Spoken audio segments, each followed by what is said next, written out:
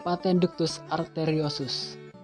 Ini adalah salah satu dari beberapa jenis penyakit jantung bawaan. Singkatnya, PDA ini adalah kondisi ketika ductus arteriosus gagal menutup setelah masa kelahiran. Karena seharusnya ductus arteriosus setelah masa kelahiran itu menutup. Lalu apa sih ductus arteriosus itu? Ductus arteriosus adalah saluran yang menghubungkan antara aorta dengan arteri pulmonal pada jantung di masa fetal atau saat janin.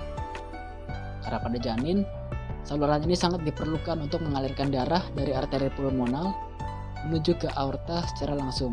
Karena sekitar 90% darah pada janin akan langsung disalurkan oleh arteri pulmonal menuju aorta melalui ductus arteriosus ini. Setelah kelahiran normal ya, sekitar 1 hari sampai 3 hari setelah masa kelahiran, ductus ini tidak akan berfungsi atau kehilangan fungsionalnya. Dan setelah paling lambat 3 minggu, saluran ini akan benar-benar menutup secara keseluruhan dan berubah menjadi ligamen arteriosum yang akan menempel pada aorta dan arteri pulmonalis. Menutupnya ductus arteriosus disebabkan oleh beberapa hal. Yang pertama, meningkatnya tekanan darah pada arteri setelah masa kelahiran, lalu menurunnya produksi prostaglandin, dan juga pengaruh hormon katekolamin yang kombinasinya dari beberapa penyebab ini mengakibatkan konstriksi pada ductus arteriosus, dan akhirnya ductus arteriosus bisa menyempit, menutup, dan menjadi ligamen arteriosum. Untuk prosesnya atau patofisiologinya dapat dilihat pada cuplikan samping ini. Seperti kita ketahui, ductus arteriosus ini mengalirkan sebagai perantara peraliran darah dari arteri pulmonal menuju aorta.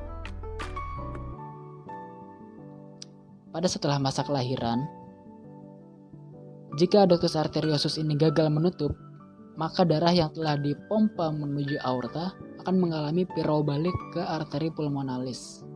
Hal ini menyebabkan ventrikel kanan memiliki beban kerja yang lebih berat dari seharusnya dan menyebabkan beberapa komplikasi penyakit seperti hipertensi pulmonal, lalu pendarahan dan udem pada paru-paru, lalu displasia bronkopulmonal, dan juga organ-organ lain seperti ginjal, hati, dan otot itu akan mengalami kekurangan aliran darah dan juga bisa mengalami gagal jantung ataupun bahkan sianosis.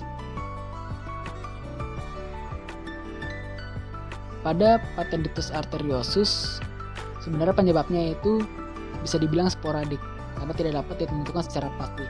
Namun beberapa faktor risiko bisa meningkatkan kemungkinan terkena PDA ini, seperti bayi yang lahir dengan prematuritas berkemungkinan besar memiliki penyakit ductus arteriosus ini karena paru-paru pada bayi prematur belum berfungsi sepenuhnya, sehingga masih memerlukan ductus arteriosus untuk mengalirkan darah dari arteri pulmonal ke aorta.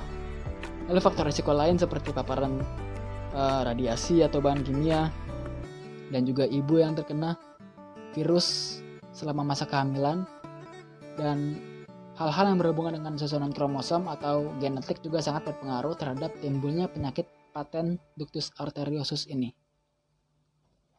Gejala yang ditimbulkan berbeda-beda.